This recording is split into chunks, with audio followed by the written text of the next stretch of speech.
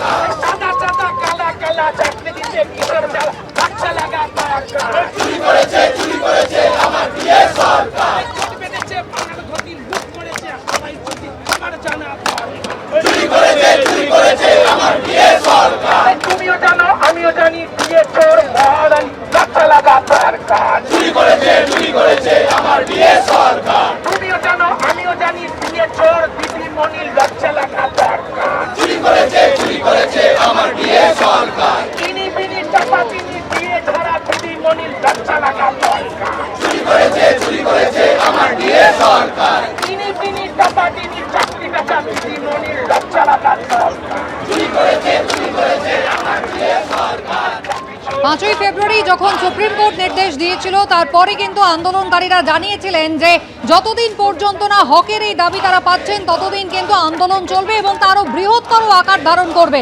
আজকে একেবারে রাজপথে নেমেছেন রাজ্য সরকারি কর্মচারীদের একাধিক সংগঠন।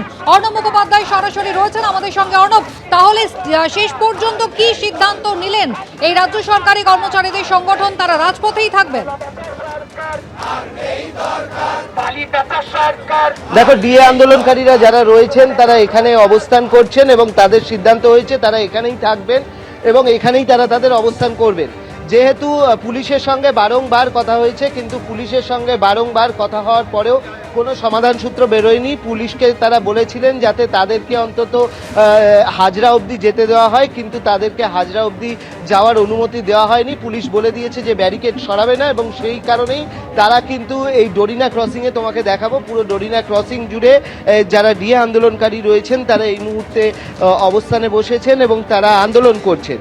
একটু আগে আমরা দেখেছি যে এখানে আরজি করে যিনি নির্যাতিতা, তার বাবা এবং মা এই আন্দোলনকারীদের পাশে এসে দাঁড়িয়েছেন এবং এই আন্দোলনকারীরা কিন্তু আজকে আমরা দেখতে পাচ্ছি পুরো ডরিনা ক্রসিং অর্থাৎ ধর্মতলার যে মোড় রয়েছে সেই ধর্মতলার মোড় কিন্তু পুরোপুরি অবরুদ্ধ হয়ে রয়েছে। তার কারণ তাদের যে অবস্থান, সেই অবস্থান হচ্ছে একদম ধর্মতলার মোড়ে। তুমি দেখো, এই মুহূর্তে আমরা যে জায়গাটা রয়েছি ধর্মতলার একদম মোড়ে রয়েছি। সামনে হচ্ছে, একদিকে হচ্ছে এসএন ব্যানার্জি রোড, একদিকে হচ্ছে আরেকটু এগিয়ে গেলে হচ্ছে লেনিন সরণি। সেই এসএন ব্যানার্জি রোড, লেনিন সরণি সমস্ত দিক কিন্তু এই মুহূর্তে অবরুদ্ধ হয়ে রয়েছে। আন্দোলনকারীদের যে গাড়িগুলো রয়েছে সেগুলো একদম এইখানে মোড়ের মাথায় দিয়ে দেওয়া হয়েছে এবং দিয়ে বিভিন্ন জেলা থেকে তারা এসছেন। কেউ এসছেন বর্ধমান থেকে, কেউ এসছেন দক্ষিণ চব্বিশ পরগনা থেকে এবং তারা এখানে রীতিমতো রাস্তায় বসে গিয়েছেন এবং বসে গিয়ে তারা তাদের যে বিক্ষোভ, সেই বিক্ষোভ তারা দেখাচ্ছেন এবং তাদের বক্তব্য যে এখানে মুখ্যমন্ত্রী হন বা মুখ্য সচিব হন, কাউকে আসতে হবে এবং যতক্ষণ না তাদের সঙ্গে কোনো কথা হচ্ছে তাদের প্রাপ্য ডিএর ব্যাপারে, ততক্ষণ তারা তাদের এই যে অবস্থান রয়েছে সেই অবস্থান তারা চালিয়ে যাবেন। এবং তোমাকে দেখিয়ে দেবো যে এখানে মোড়েতে রীতিমতো তাদের স্লোগান চলছে এবং এখানে তাদের সেই আন্দোলন চলছে।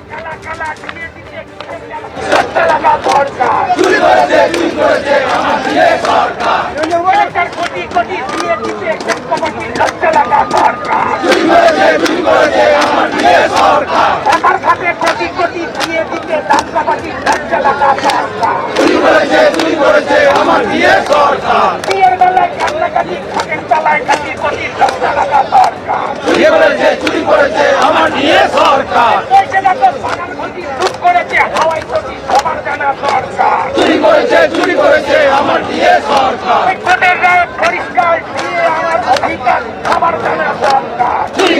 চুরি করেছে আমার দিয়ে সরকার।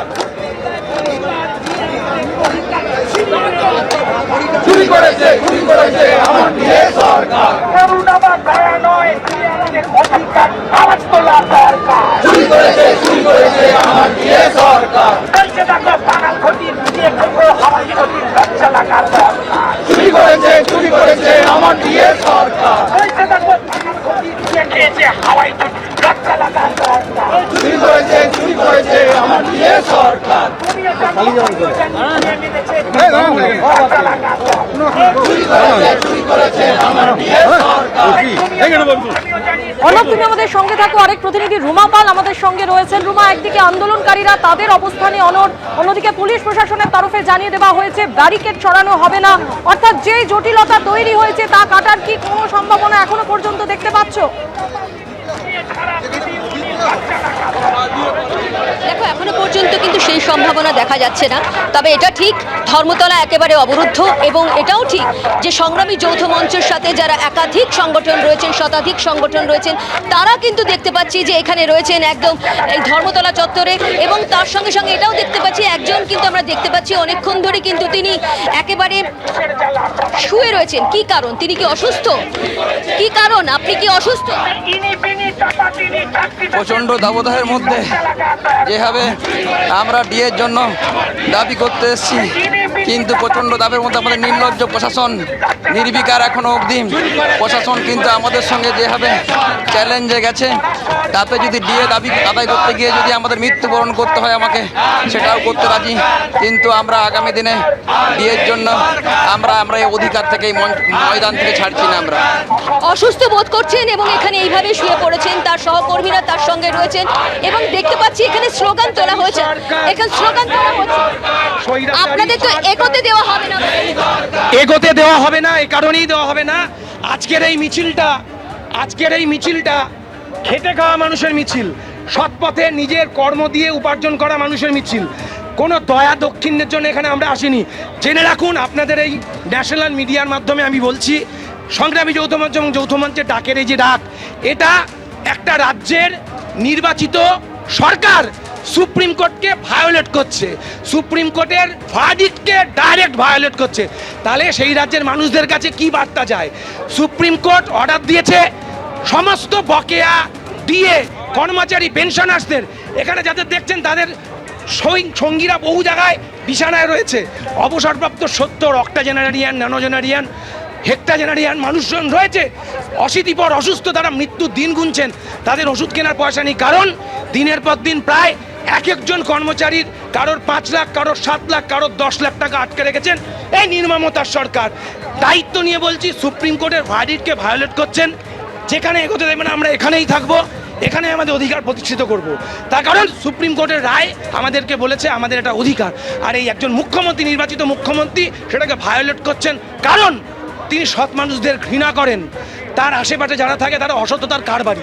তাই এ লড়াই চলবে, এই রাজ্যের সমস্ত সিদ্ধারা উঁচু করা মানুষ এ লড়াই করবে।